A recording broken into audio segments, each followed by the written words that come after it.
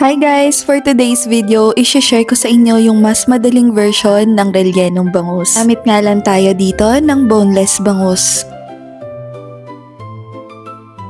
Using spoon, alisin lang natin yung laman ng boneless bangus na nabili ko. Tapos yung pinakabalat niya, babara natin ng lemon and soy sauce. Pwede rin kayo gumamit ng kalamansi. Boil lang natin, then shred ng ganito. For the filling naman, mag-isa tayo ng bawang at sibuyas. Optional lang maglagay tayo ng pork or chicken giniling.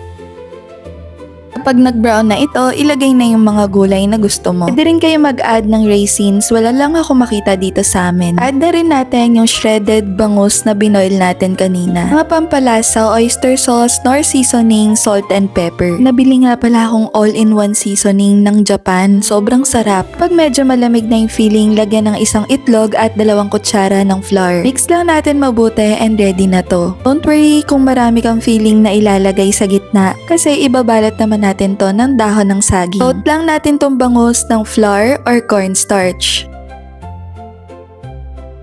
Balutin lang natin to ng dahan-dahan. Fry lang natin to both sides. Medyo maliit yung pan na nagamit. Pag medyo nagbabrown na nga at intact na siya, kumbaga hindi na mabubuwag, pwede mo na alisin yung dahon ng saging. And ayan, hiwain lang natin to sa 4 at ready na ang ating rellenong bangus. Enjoy!